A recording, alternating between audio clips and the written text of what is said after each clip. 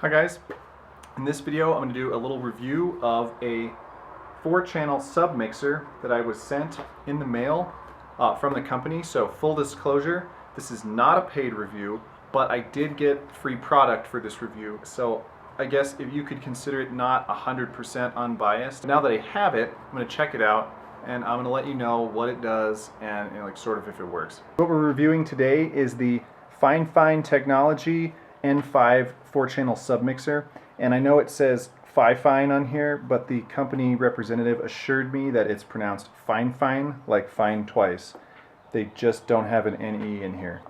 So this is how it comes if you order it from Amazon, and it's you get a user guide, and you get this little card that I guess sort of points you to their website and their social media presence. So in the manual, it's pretty basic, but this thing only really has one sort of main function, so there's not much to know about it.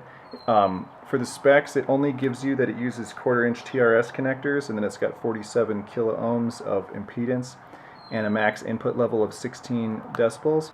Okay, then in this very padded box, you get the 12-volt power cable right here, which is also the on-off switch. In order to turn it on and off, you just have to unplug it.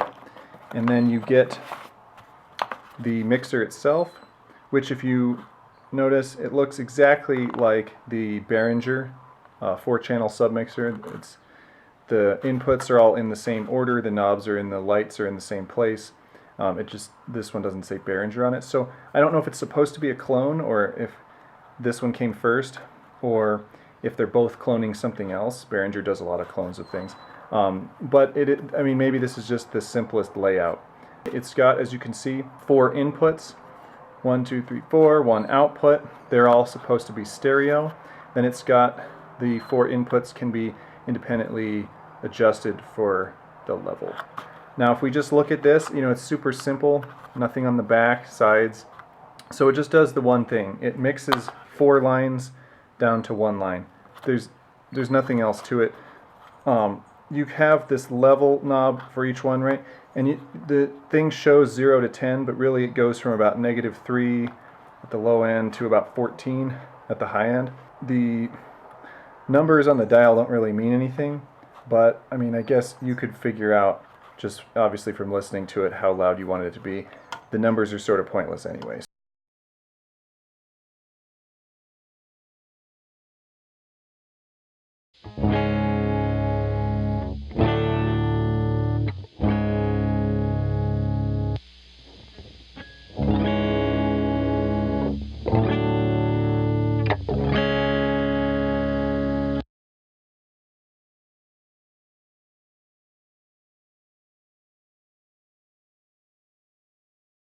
So you're probably thinking either, yes, I know what I'm going to do with this, I just want to see if it works, or no, I don't know what I would do with this, why would I buy one?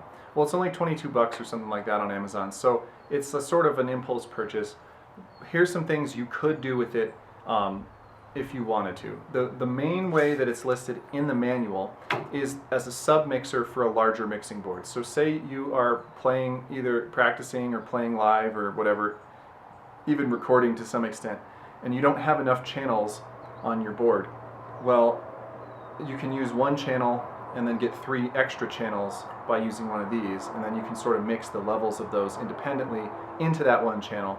So it's convoluted, but it could work. For example, if you have an 8 channel mixing board at like a DIY show, and a band shows up that has way more than 8 inputs, okay, you can sort of submix some of them into here, especially anything with a 1/4-inch, like a DI bass and a keyboard and a backing track or something, down into 1 channel, and more mic inserts left on your board for other things.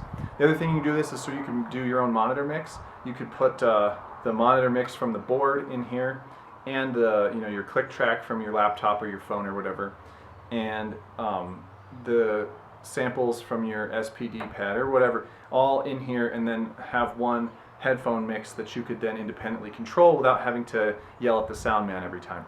So that's always fun. and it's super small. You just throw it in like your stick bag, and you can do that. If you were practicing at home, you could also use this to run like a drum brain and an SPD pad and a line out from your computer or something, play along with songs and clicks and whatever, all in one easily mixable environment. So a couple things that are maybe drawbacks, if you will, of this. It's not 100% perfect. The pots make a little bit of noise when you turn the knobs. When you're not turning them actively, I think it's fine. The other thing is it only has the 1/4" input, so if you're using it as a headphone mixer, say at a band practice or something, you can't put mics in here, and you can't put 1/8" headphones, so you have to use the 1/4" adapters for everything.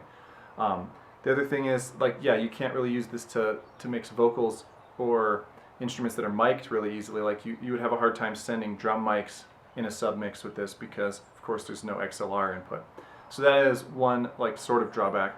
And the other thing is there's no EQ, like I said earlier. So you only have volume, so if you needed to boost the bass or cut the treble, you're just stuck. You'd have to use another piece of gear either before it or after it to make that happen. Other than that, though, it seems to do what it says.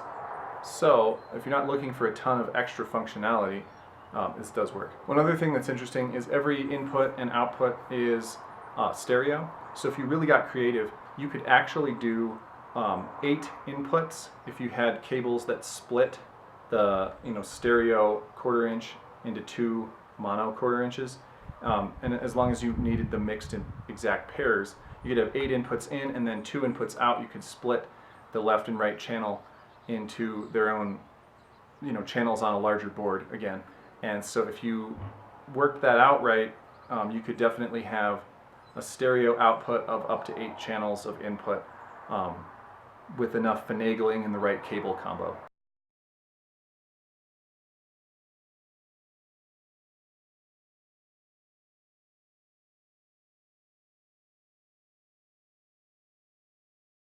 Okay, so that was the Fifine, or spelled Fifine, N5 ultra low noise 4-channel line mixer, available on Amazon.